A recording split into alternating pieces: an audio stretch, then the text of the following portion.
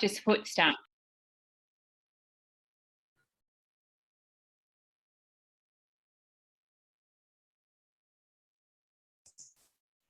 All right, here we go. Attendees are starting to join.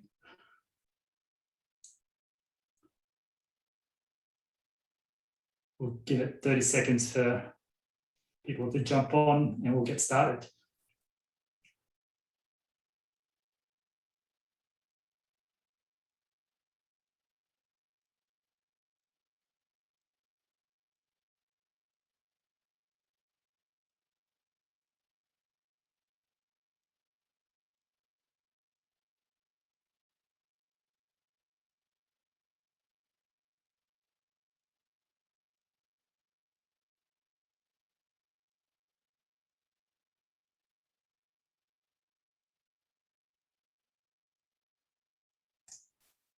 All right, welcome everyone, and thank you for joining us. I've got a QR code that you can see on the screen there. So if you want to scan that QR code or just visit slide.do and enter combat disinformation, we're going to make today interactive.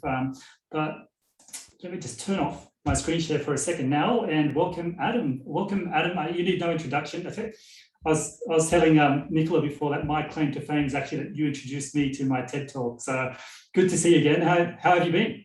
Yeah, wonderful. Great to see you, Mo. Always good as all to talk the beautiful art of mathematics and numbers with yourself. And congratulations on having the initiative to set up a forum like today. So over 150 people logged in already. So hello individually and collectively to everyone. Fire away. What have you got in store for me, mate? It's always a wild ride with you. I can't wait.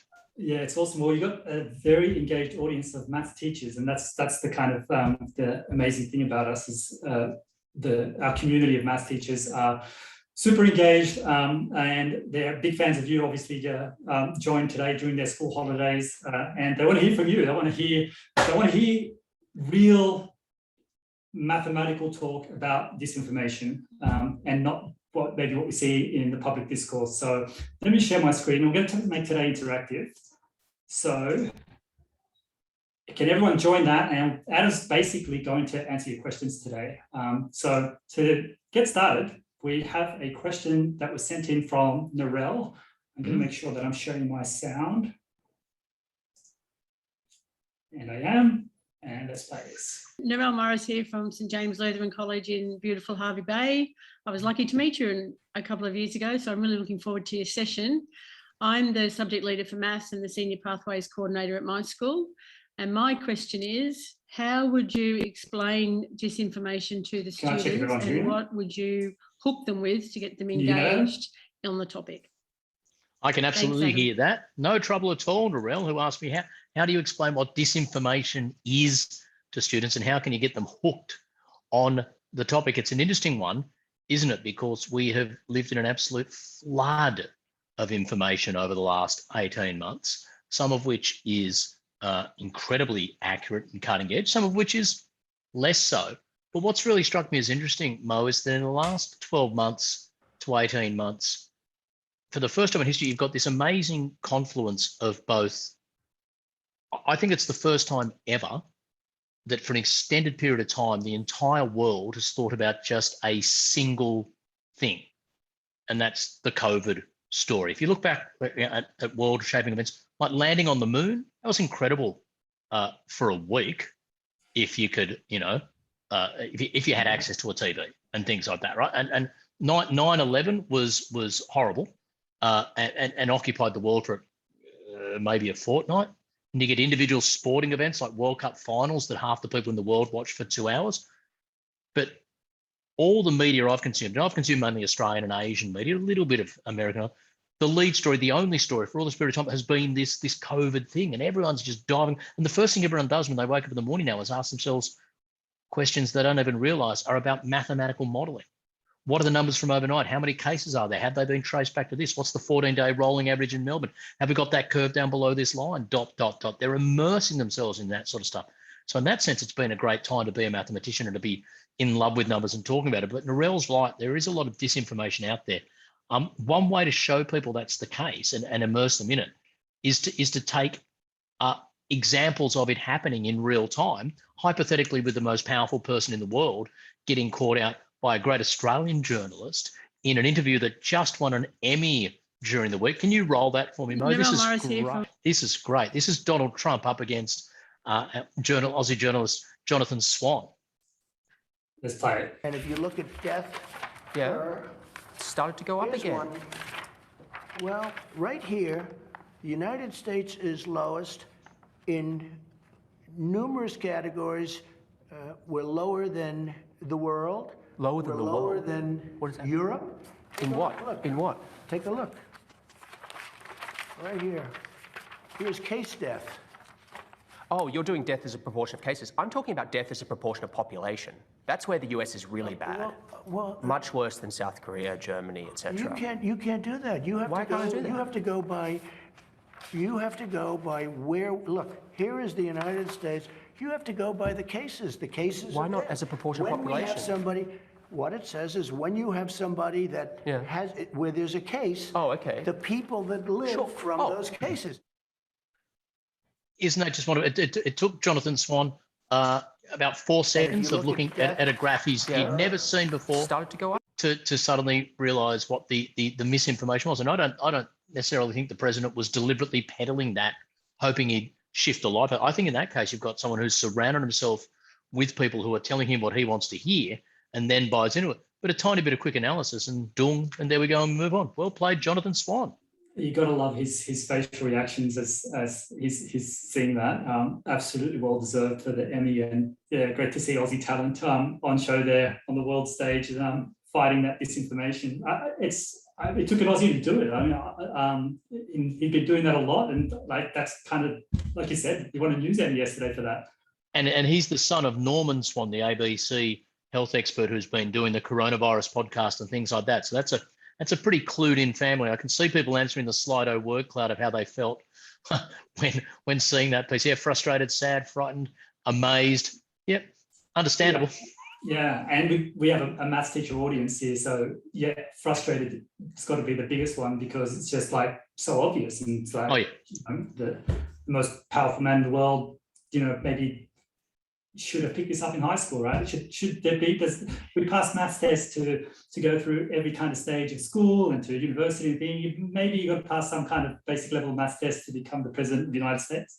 But then you can take that, and depending on the age of child you're dealing with, ask them, so what is the point? What is the difference between death as a percentage of cases versus death as a percentage of population? What are the arguments for those? So those, give me an example of 2 countries, one where the death as a percentage of cases is higher or lower, but death as a percentage of the entire country is higher or lower, and run the numbers for me and see why that plays out. Get your mathematical mind working through and seeing the logic that underpins what Jonathan Swan is saying there. Exactly, and that's the hook there, is the current affairs. It's relevant, it's something they're watching the news all the time, and you just got a huge amount of mathematical questions that you can ask out of that. And a little thing I'll be doing here now, watch how I do this, Mo. I'm now about to mention that at the end of our 1-hour presentation, you want a hook to get kids into the mathematics of COVID.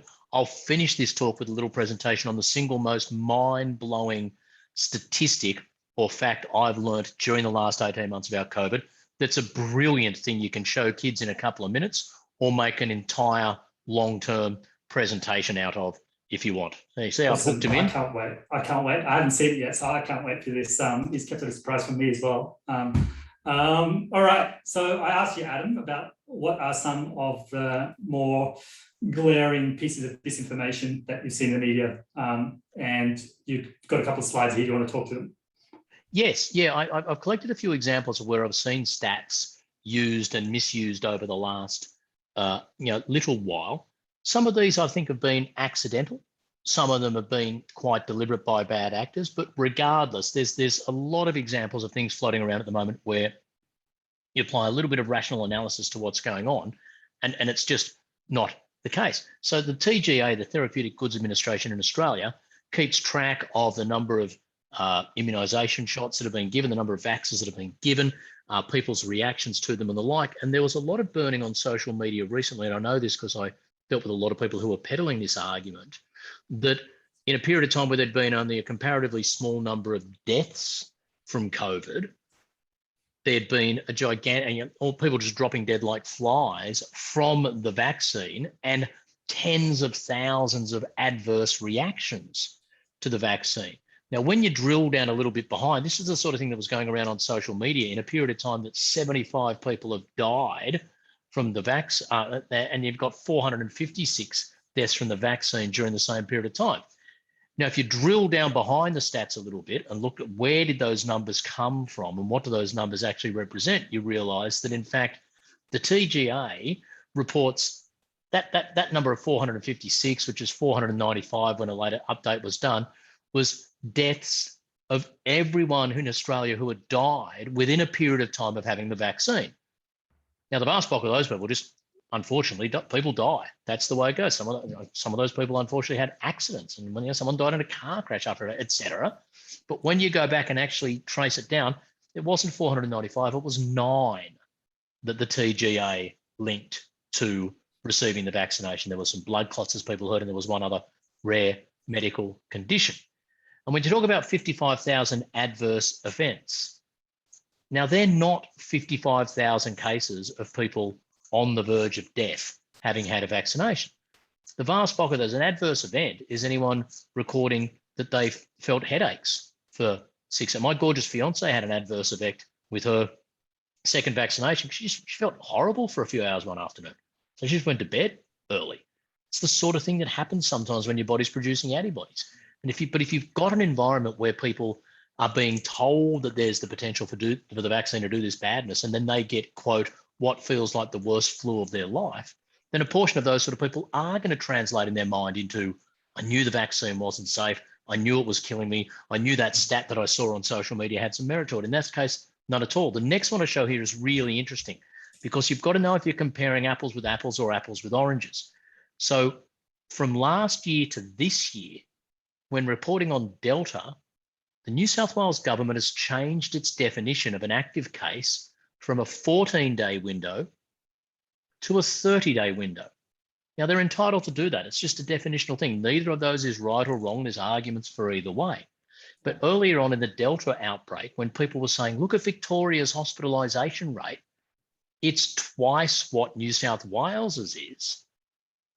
What's going on here? Well, no, one was dividing by a denominator of 30, one was dividing by a denominator of 14. So they weren't even now, unfortunately, a very similar term was being used to describe both these numbers, but even a preliminary observation showed they just weren't the same thing at all. Now, if you're looking to go and bash Dan Andrews with a stick and say, well, how can you preside over hospitalisation numbers like this when New South Wales is doing twice as well? Well, they're going to be by definition if those two numbers are representing fundamentally different things. And my favourite one of all, our man, the TikTok guy, who was there on TV predicting the COVID numbers. Now, for 3 or 4 nights in a row, this guy predicts the next day's COVID numbers, and he gets on the project and does it, and it's a bit of fun. And people were asking me in all seriousness, how is he doing this? How could this guy be, what sort of mathematics must be underpinning? And then he finally came out one day, and I think he guessed 109 when it turned out it was 98. So I tweeted, that's the end of the glorious reign. He lost in overtime, 109-98. I pointed out a little thing here. If you look at the 2 guys there with their pens out doing the little power symbol, and you look at the blackboard behind them, one of the diagrams on that blackboard is the problem from Goodwill Hunting that Matt Damon solves in The Corridor. That's about homeomorphically irreducible trees of order 10.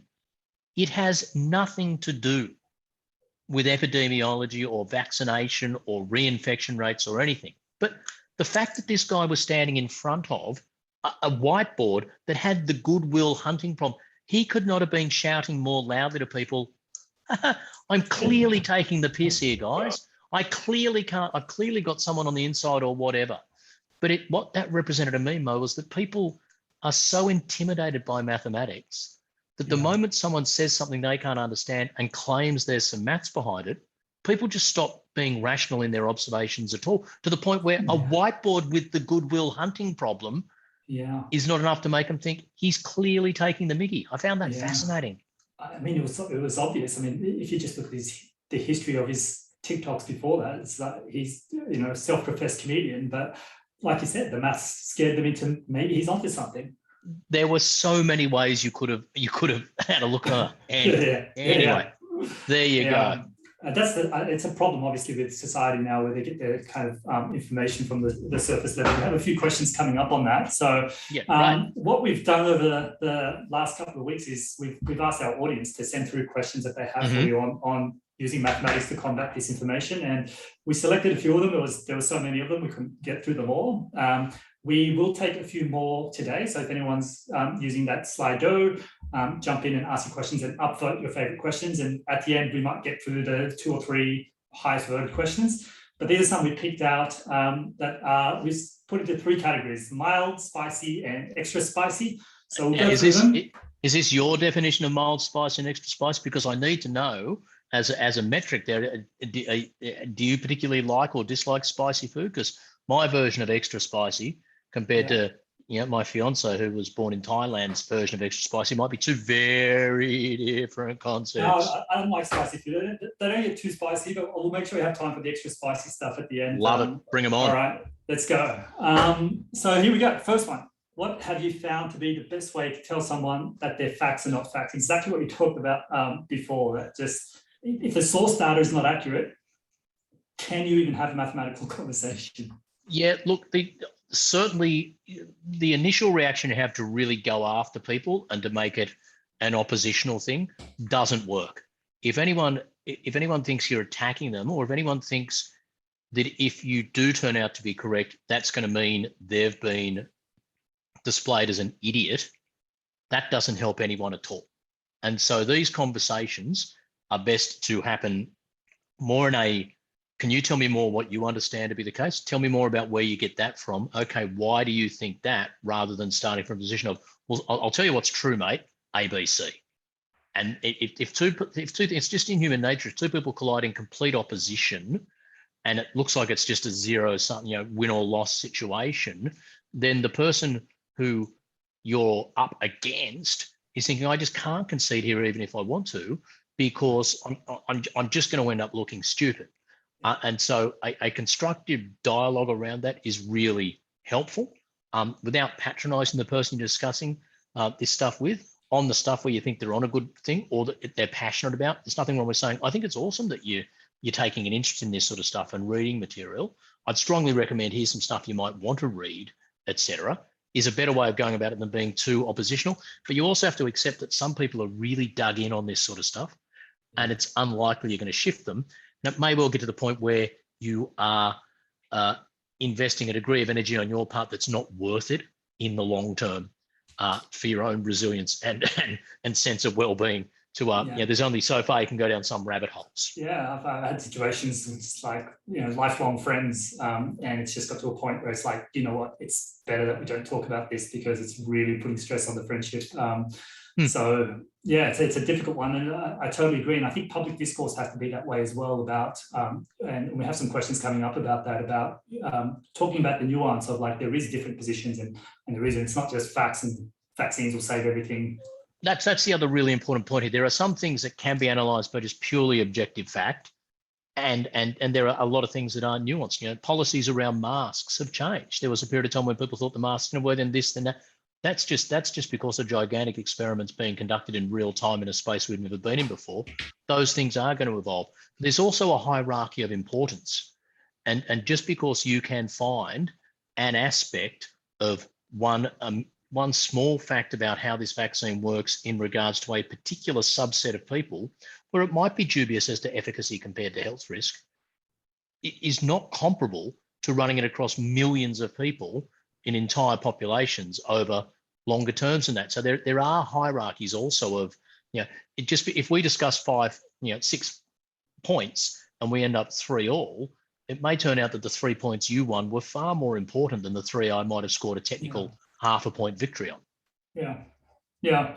This I wanted to share how this scientist TikToker goes about. Give you guys these little tools to have in your tool belt for when people try to question you about why you refuse to get it, okay?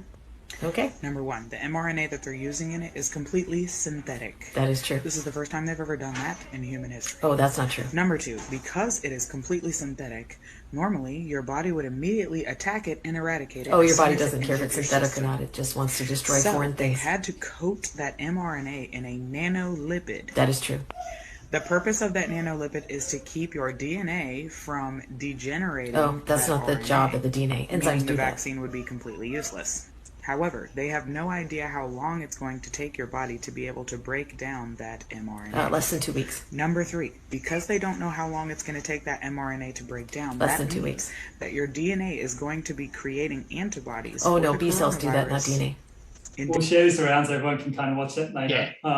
But I love the, using the social media and their own kind of tactics against them. And I think that's kind of an important thing as well, that it's not just about, what's true, what's not, but it's about getting that information out, which is Give you part guys of these the little tools to have in your part of the tool. battle, really. Yep. All right, we'll move on to the next one. Do you think disinformation is generally deliberate, or mostly it's got to do with people just not being able to analyze large pieces of data and making meaningful insights out of it? That's a really good question, and often the answer to really good questions that suggest two options like that, the answer is both. A significant percentage of people whose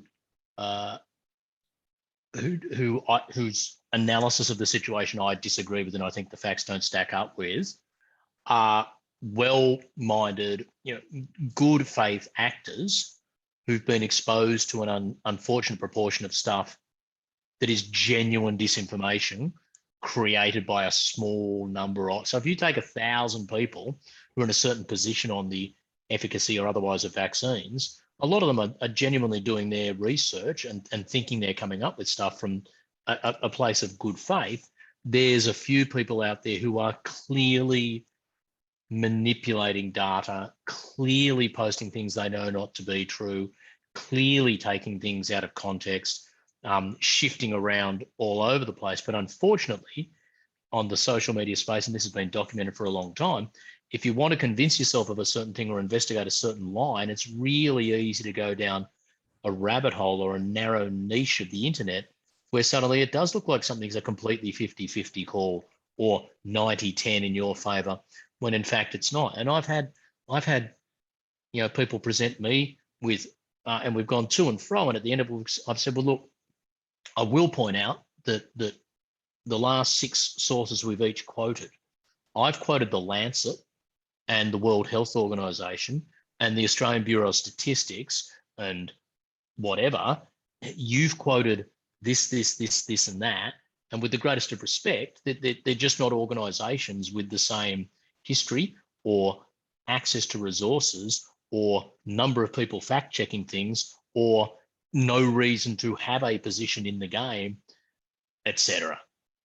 And so that's the challenge sometimes. I think a lot of people in here are good faith actors. We've got a really good friend, and her really close to my family. Her kids very best friends with my daughters, and she's gone down a path of really convincing herself the vaccine's dangerous. And we've had a lot of discussions about it, and we're slowly, I think her position's evolving in a direction that's closer to accurate, but it's really hard. And she's doing it out of what she thinks is the best for her kids. And that's a really long, subtle discussion to have there. Yeah, I think having those conversations with the position can change when you do feel like, coming at it with a fluid mindset that that's your current position, and in time you may change that position. I think it's important to kind of give them that angle to, otherwise, like you said, it's just butting heads, and I lose too much if I lose this argument. And also, don't present yourself as some expert who's never been wrong on anything and has. I'm quite happy to say to people, look, there's a million different topics on which my position has evolved over time, or is now 180 degrees opposed to what it was, because I've taken some time to develop a more nuanced or informed position on something. Yeah, and I think that's kind of some of the problem is that the argument always tends to be like, it's so clear cut. I wish public discourse there was a lot more discussion about the limitations of the vaccine. And it's not the silver bullet, but it's kind of just pushing the silver bullet that just gives the other side ammunition to kind of say like, well, look at the breakthrough cases and it's not the silver bullet, so why should I take it? I think the more nuance we have. And the converse of that, Mo, is sometimes, unfortunately, in an arena where some scientists are willing to accept there is nuance and shades of grey, and look, we're not certain about that, but it's a confidence interval, etc., up against people who are presenting things as 100% true and irrefutable, when in fact they're absolutely the opposite of that. Those two things clash, and it's the poor scientist who's got an open mind and is following scientific method who comes out of it looking like the bad person. Yeah. I think we have a question coming up on that. A question from Jennifer in St. Stephen's. Do you have favourite interesting sources of authentic data apart from the ADS? Yeah, absolutely. And it's all a matter of it's a matter of what the particular issue is, whether it's COVID, whether it's climate change, whether it's all sorts of different things. The authoritative sources are out there. You just have to take, horses for courses, sources for courses. It's a matter of knowing what the appropriate things. I was doing an assignment recently with my fiance's son, lovely 13-year-old year 7 student, and he was looking up an issue, and the very first, he went source and answer online, and the very first thing that happened to come up in the search on the topic when he typed in the question was a pretty fringe view that's certainly not in the majority, and he just put it down there. And I was looking at his work before he sent it in and said, see your answer there, that's interesting. Tell me a bit more about that. Oh, I found it on the internet, ... That's awesome. Let's have a quick look on the internet and see if there's anything else out there. And within a few minutes, he suddenly realized, oh, hold it. So the first thing that comes up in an internet search isn't necessarily the most authoritative source. It could well just be the organization that's currently, paid for the Google up ranking sufficient to get there. So not only are, and the important thing to say to students is not only are there some sources that are more reputable than others, the best thing you can do is look at a multitude of sources and then see if something's being quoted by 70, 80, 90% of the opinions, as opposed to the other 10%. Mass can often be something that really works in your favor there as well. Yeah, that's a good one. All right, a video question from Peter in Sadie's College. Hello, Peter. Hello, Adam and Mo. To what degree do you believe that Australian student, and to a larger degree societal attitudes towards mathematics, are shaped by the negative portrayal of mathematics in our mainstream media? For example, when mathematics comes up in a TV show or a movie, when they talk about times tables or algebra or math without an S at the end, the subject is normally framed in a negative light, the common messages being that the subject is hard, boring, or pointless. And in those programs where they do try to show the subject in a positive light, where they try to celebrate those who are good at mathematics, for example, Big Bang Theory, the characters themselves are generally portrayed in a negative manner, either being shown as being socially awkward or sometimes as being shown to be on the spectrum, both of which send negative messages. In summary, is our mainstream media sending a negative message regarding mathematics, which causes negative attitudes in our students prior to them even reaching our classrooms, which ends up creating a self-fulfilling prophecy? Thank you. Thank you, Peter. Yes, and yes, Peter. Congratulations. Hello, go to the top Adam of the class. Absolutely right. And it is really frustrating, isn't it? Because you very, when the mathematician's brought forward, it's very rarely your hunky spunky Matt Damon shirtless in Good Will Hunting, isn't it? It's the crazy scientist with the weird hair. If we can harness it, it's the great challenge of our age, but we've got to get it right, because as I say, every time I get the chance publicly, and it ties in with this next question I see you've posted up here, a society where numeracy is seen as problematic as illiteracy, because at the moment it's a badge of honor for people to go maths. Not really my. You'll never get anyone saying to you, spelling, oh, that's pretty hard. I was never any good at that. You'd be marking yourself down in people's eyes to say you only had the literacy or spelling or reading capacity of a year 7 or year 8 student. But some people almost boast about the fact that anything after about year 8 mathematics, just tap out. I never understood it. I never will. And it's a problem that's even more challenging, I think, for women and the mums of daughters in particular. For most young girls, think of mum as the ultimate human being. The perfection is my mum, and they just want, if I could grow up to be like my mum, that's fantastic, right? And then the moment mum says to her 6-year-old daughter, oh, maths, I'm no good at that, go and ask your father. She's saying to her daughter, you can grow up to be as awesome as this and be terrible. And I say, mums have to hang in there. Mums have to hang in there, even if that's a great question. Let's have a look at it after dinner and then frantically go and look it up online or ring a friend or buy my latest book or whatever you. Yeah, if your child works out they're better at maths than you at the age of 14 or 15, that's quite empowering for the child. Yeah. If they work it out at the age of 6, that's no good for anyone. Yes, yeah, that's a really interesting point. Like, how do you change the narrative? You change it from that young age, like you said. Yeah, and there is a lot of parallels, and you kind of pointed it out with females in STEM, women in STEM, those kinds of careers. So, yeah, it's a tough one. It's a tough one, but there's another question coming up about it later, so we might discuss it a bit more. Excellent. Let's go up the spicy chain too, Mo. I want to get up to the 2s and 3. Yeah, here we go. Here we go. Judith from Stockton Public. Hi, Adam. We hear a lot of misinformation from anti-vaxxers and COVID deniers, but do you think there's also misinformation being peddled from the government that has led to distrust? And I guess, how can we be objective when there's misinformation on both sides? That's a really good question by Judith. But I this is one of these, and I'm not in any way an apologist for everything the government's done and the like, and it's a healthy mark of a democracy to have people looking at government policy and wondering why and asking questions.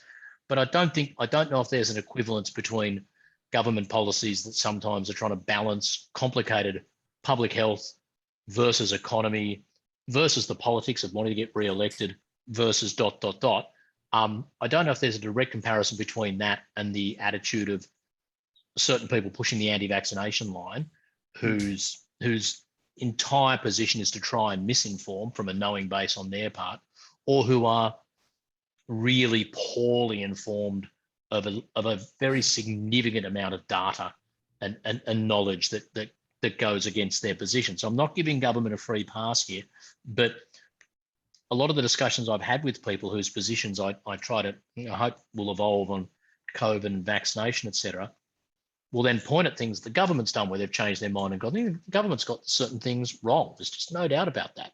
But that's what you're doing when you're flying by the seat of your pants. We should have locked down the country earlier back in March 2020, and we were only lucky that we're a little bit further away in the world. There was a period of time there were people who were coming through Singapore and people who were coming through from the States were landing at Sydney Airport. And the people in the States were just walking through, and the people who'd come through Singapore were then getting to Sydney Airport going, where's the COVID tests? Where's the temperature? In Singapore, we were all tested and we were over there behind a screen in 5 seconds if we had a temperature. The people coming through from the States and through other parts of Asia were going, no, what are you talking about? No, we just flew straight. Now, we were wrong there. And over time, we got it right. But we've got to be careful about, if there's one side of an argument that you're having trouble with, if that person's pointed someone on the other side who's also made a mistake, I think you've got to be careful about considering those things equivalent. Yeah, I think so. And I think I wonder sometimes where, and I'm not sure what the right answer is, where the government might take a bit of a stance where they push, we say misinformation, let's say, but they'll push the data in a way, or shape the data in a way to really encourage people to get vaccinated. Maybe talking to the benefits of vaccination or over inflating the benefits of vaccination. But is that needed to kind of like just moderate to get the best health outcomes? And that's a difficult one. I guess that's where politics comes into it. It is difficult. And if we lived in a world where when a politician and standing alongside a health expert spent 5 minutes answering a question, everyone got access to the entire 5 minutes rather than a 6-second soundbite on the news that night, we'd be a lot further down the path to curing that one. But that's the great problem. And you do see all the time people quoted out of context in this area, or a single quote or half sentence being used to sheet home something that was really just an addendum to the initial piece of thought, and certainly wasn't the thrust of what the person was trying to say. And as part of this, I see this next question here from Joe. How can we encourage students to question everything? So much of the public seem ready to accept everything they see in the media and was presented to them by experts, you do have to be careful just accepting everything that you see in the media on face value. Absolutely. But it depends what you mean, Joe, by inverted commas around experts there, because a lot of people use that, and I don't know if this is where Joe's coming from, but to disparage, all these experts like Anthony Fauci in the United States. Yeah, he's pretty close to an expert. He's about as expert as they come. He's 80 years old, has spent his life on it, is now serving his 8th consecutive US president from every side of the political fence across that time.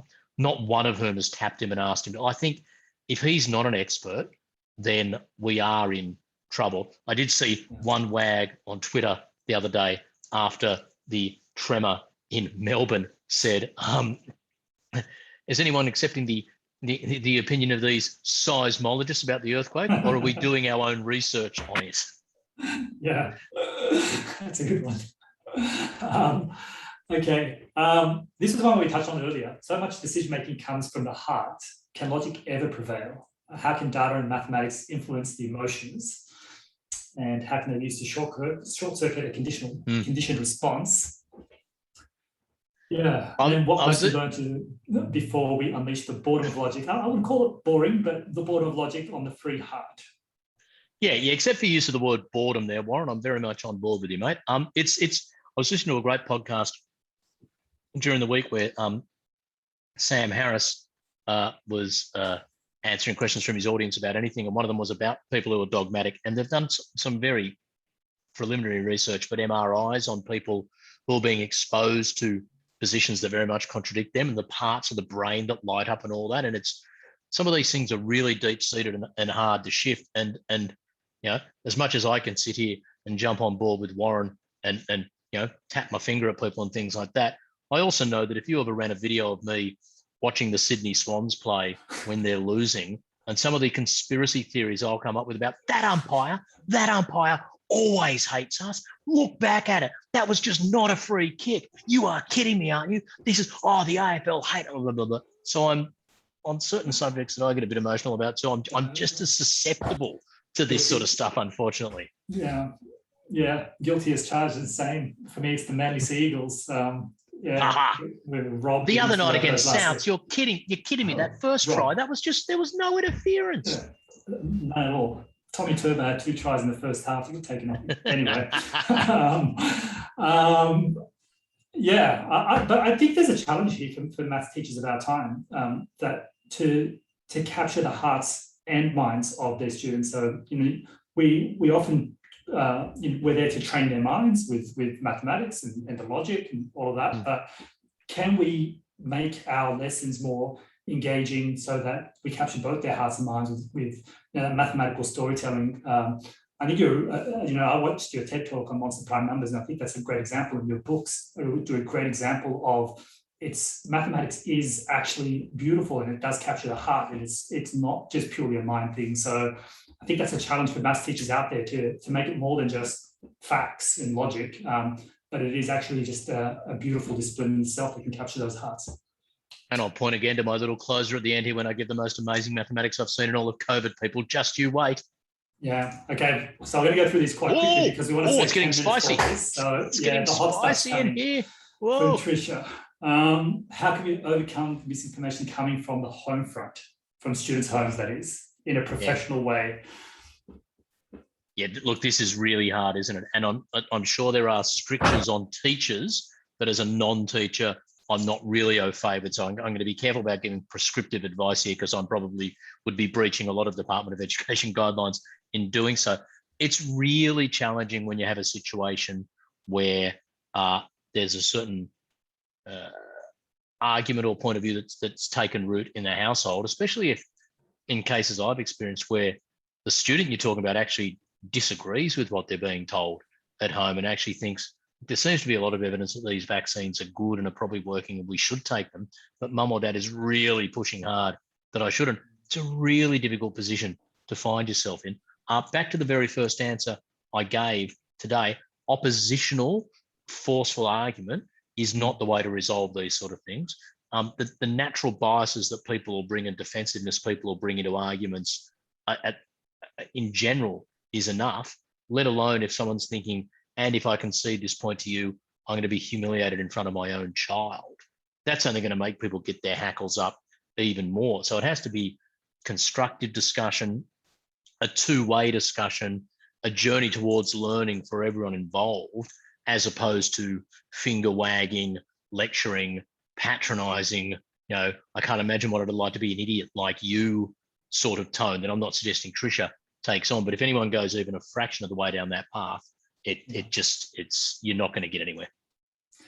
Well handled, Dannon. Well handled. The spicy question number one. All right, some more spice. Conspiracy theorists and their lack of understanding about probability. What do you think? Look, conspiracy theories are fascinating. And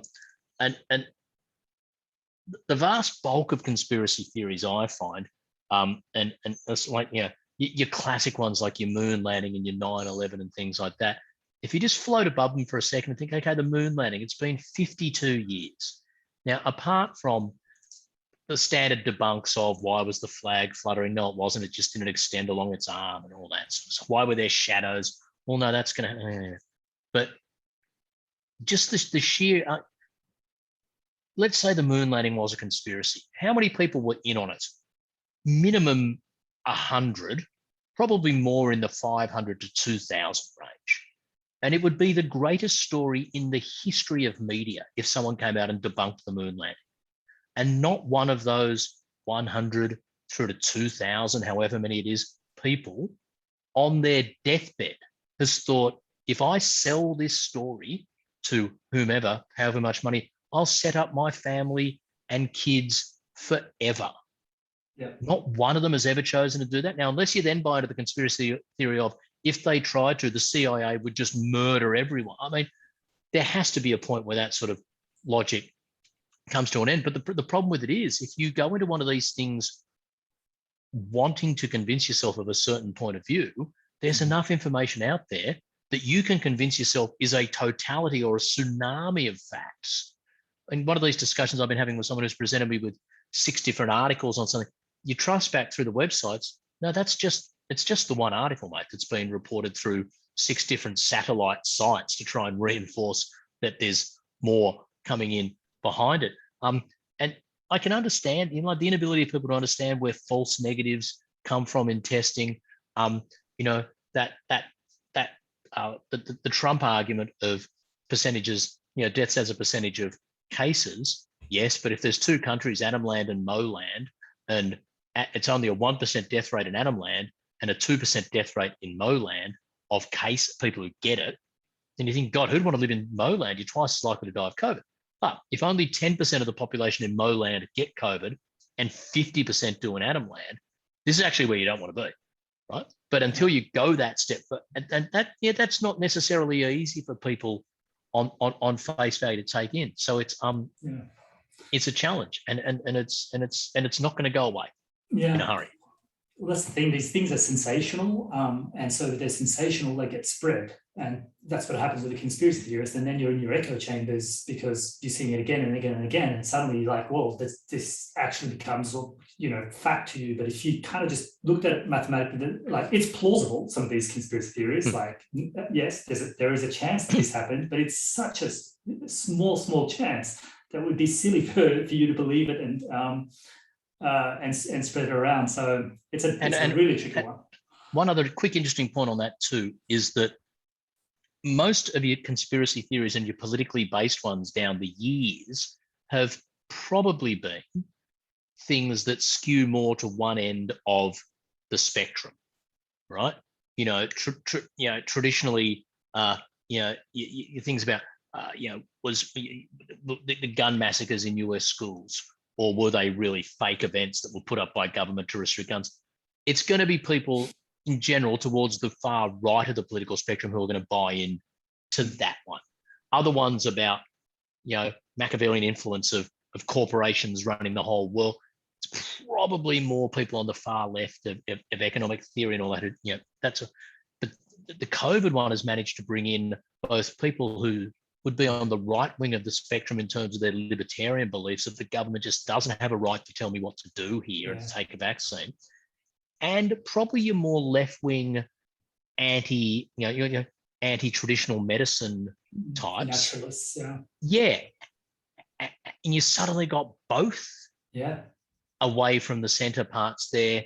You could imagine, one of my friends who sent me one of these videos from a chap who was, giving his facts against COVID, and early on when he's establishing his bona fides, he led with, and just last week I was on Fox News with Tucker Carlson going blah, blah, blah. And I said to my friend who'd sent me the video, and she's fairly left-wing and progressive, I said, the opening thing this guy said was that he's Tucker Carlson's go-to. You would normally run across the road to kick to death someone who was a guest on Fox News. And this is this guy's business card that he is Fox News's go-to guy on COVID and anti-vax. So when those two often disparate groups come together, it makes this a fascinating discussion. Yeah, that'll be interesting protest if anyone wants to go. Let's see. We're going afterwards. Want to catch up for a beer? No, not really. No. Okay. I'll quickly play this video. It's a quick video, and then we'll go to audience questions. Right. It's a good math teacher. There are news sources out there that are going to give you a lot of probabilities. So I wanted to do my part in explaining the difference between these two probabilities, the probability of vaccinated given infected, and the probability of infected given vaccinated. The first one can mislead you. The second one paints a clearer picture of what's happening. So imagine a population of 100 people where 90 are vaccinated and 10 are not vaccinated. And there are 4 infections, 3 that are vaccinated, 1 that's not. The probability of vaccinated given infected is 75% because 3 out of the 4 are vaccinated. So this is misleading because people can say, oh look, 75%, the vaccine's not working. But remember, this number is going to go higher as more people are getting vaccinated. So this number cannot be reliable. Instead, we should be comparing these two probabilities. The probability of infected given vaccinated, that's 3 out of 90, that's a little over 3%. And the probability of infected given not vaccinated, that's 10%, that's 1 out of 10 people. So we should be comparing these two probabilities instead of looking at probability of vaccinated given infected. And remember, the most important data out there is if vaccines prevent death. That is the purpose of the vaccine, and data has shown that the vaccines are working in that regard. Thank you, Howie, as a math teacher, doing the great work there. There are news sources out there that are going to give you a lot of... Now, I saw that one play out a lot in the media. Is, the UK and vaccinated. If you're vaccinated, it's even worse when they were way ahead of us on vaccinations. So, of course, that was the case. I'm going to go to audience questions. We're going to go through the top 2 questions. Right. Would you like me to send you some amazing math puzzles? Oh, mate, I love nothing more than amazing math puzzles. If you've got them there, send them along, and I will just I'll credit you. Is it Andrew? Yeah, I'll credit you, Andrew, and then rip them off and put them in my next book. Win-win. All right. What are some interesting ways we can weave culture into our mathematics lessons? Driving questions that will cause student debate. What do we mean by culture there? That's interesting. Because there's, I don't know if this is what our correspondent was getting to, but there was, we certainly we're more aware now of the impact of things that are presented through one specific narrow cultural lens, and how that can be hard for other people from different backgrounds and understandings to appreciate and understand. And that's something we have to be careful of. At the same time, when that's put to the end of the argument that I've seen emerging in some places, that mathematical logic is a white phallocentric conspiracy oppression system, is something we have to be very careful of. I've had a prompt in the comment box here. You could talk about racial bias in statistics, for example, in facial recognition. Absolutely. The potential for bias in the algorithms that currently underpin some machine learning and AI is fascinating. There was an AI facial recognition system that was released a few years ago. And just because the people who programmed it and set it and the information that are given on how to tell what's a face and what's not a face, mistakenly thought that Asian people were just white people who were blinking at the time the photo was taken. And that's, to a human who's encountered face, that's just clearly wrong and silly and a little bit offensive. But if you feed a machine enough data in one direction, you have these ones at the moment that recommend prison sentences in the United States or credit scores in the United States. And if you put in two people with exactly the same data except their ethnicity, there seem to be massively different results. Steve Wozniak, one of the founders of Apple, applied for an Apple credit card or something through their finance system at the same time as his wife, and he was given a better access to credit than his wife. And Steve Wozniak came out and said, dude, I'm an incredible credit risk compared to my wife. She's amazing. And Apple had to go back and realize there were subtle biases in that they didn't realize. I was helping, again, my fiance's son the other day prep for a school maths exam on probability, and he'd never seen a deck of playing cards. So question 4, what are the odds of pulling out a red jack out of a deck of cards? Well, you've got to actually know what a diamond is and a heart. And he's asking me valid questions like, why is that called a club? That doesn't look like what is that even? And I'm going, it's a really valid point, dude. I've never asked why they're called that. So and that's just a stock standard question. If we hadn't seen that and walking through that, he wouldn't have been able to answer that question at all because he just hasn't seen a deck of cards before. Yeah. All right, we'll go one more question and then we'll get into your lesson plan, the world's greatest ever COVID lesson. Maybe we'll save this for that. What is your favorite piece of COVID mathematics? Okay, so one more. Can we identify a correlation between subscription to a baseless idea or opinion and its presence, loudness in the media? Look, it's fascinating when you see some of these things that take hold as points of fact or dispute, and you trace back to where they come from. Will Anderson, my old mate from Triple J, had a great little TV show called Question Everything on the ABC. It's Wednesday nights. I think there's 1 or 2 to go in a 10-week run, and they're all on ABC iView. And there's so many great examples there of things that become accepted in fact, and you trace it back and it turns out it was from a single caller to a talkback program on ABC Adelaide 6 months ago that was then misreported by someone else and then took hold and became, well, a lot of people are saying ... And this whole media reporting thing of someone's come out with this, well, a few people on Twitter didn't like it. With the greatest respect to people on Twitter, and I'm on Twitter too, I don't really care about the opinions of people on Twitter as to whether certain policies the way to go compared to thoughtful analysis by people who are professionally, connected to that industry and that policy field. Yeah. The more sensational it is, the more it spreads, and there is this kind of self-fulfilling prophecy of the more I'm seeing the extreme right, the extreme left, those kinds of ideas get spread more and more because then you get into your echo chambers and just the truth is often somewhere in the middle. And I think that's one thing I always loved about maths. Is like for me, it's kind of the pursuit of truth. And so the more we can kind of put the maths, raise ourselves to that standard, the better. All right, time for something fun. Take it away. Okay. This is great. So for the last 18 months around the world, all we've thought about is this thing called COVID, and I'm going to pose a question to everyone here of how much COVID is there actually in the world. And this was actually prompted by a guy called Kit Yates from the University of Bath, who was asked by BBC Radio to calculate all the COVID. How much is there in the world? Now if you think about it, it's in the chests of people who are sick, it's in cells and things like that. Some of it's lying around on surfaces waiting to be touched or whatever. But how much COVID is there in the world? And I love this quote from his wife, who when he said, they've asked me to work this out, she just instantly said, well, it's either a teaspoon or an Olympic swimming pool. And he said, well, what are you basing your calculations on? And she said, no, just whenever they ask this sort of stuff, it's either a teaspoon or Olympic swimming pool. So I'm going to give you 4 options here, okay? If we go around and collect all the COVID in the world, if I wanted you to fill up all the COVID in the world, right?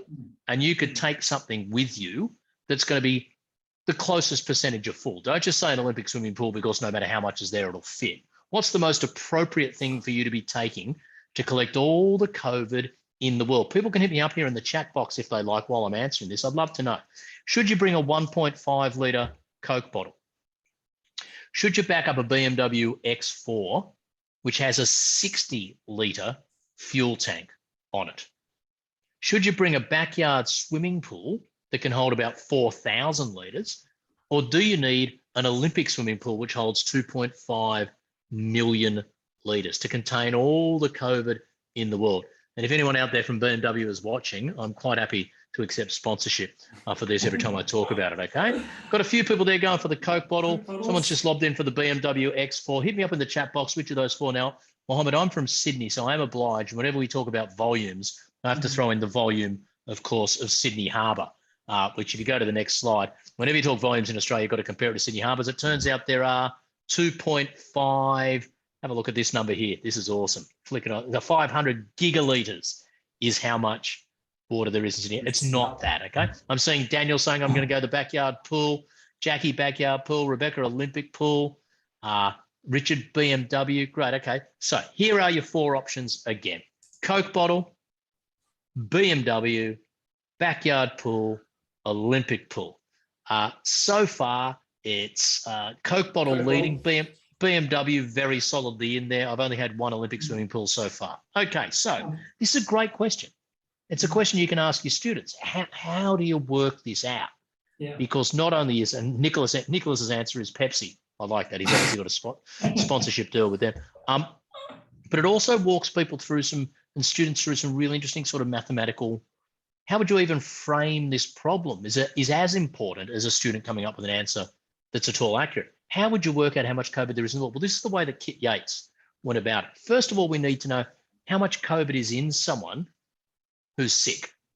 And this is the one part of the equation we don't have that much data on. We haven't just done that much research of cutting open people who are sick and measuring the amount of COVID in them, et cetera.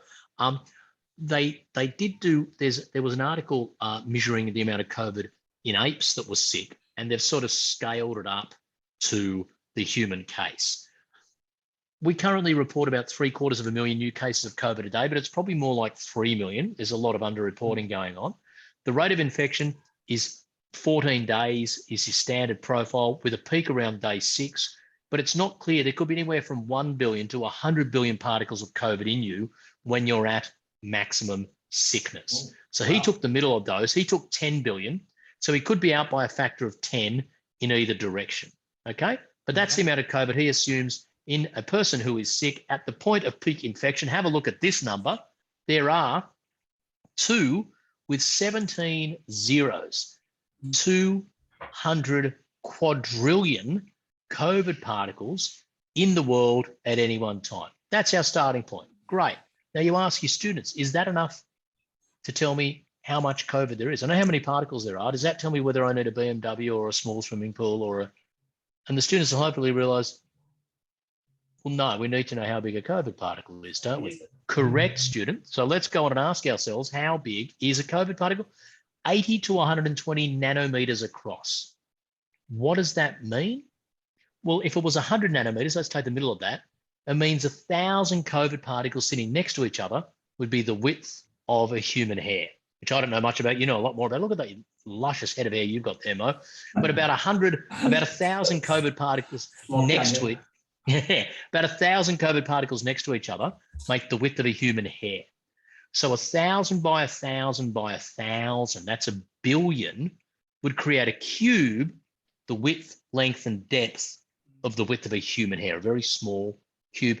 And then we scale up from there to how much space that takes up. But there's one other thing we need to ask in terms of then, when you've got all your little COVID particles that are sort of spherical, how do you stack them together in a way that takes up the least volume?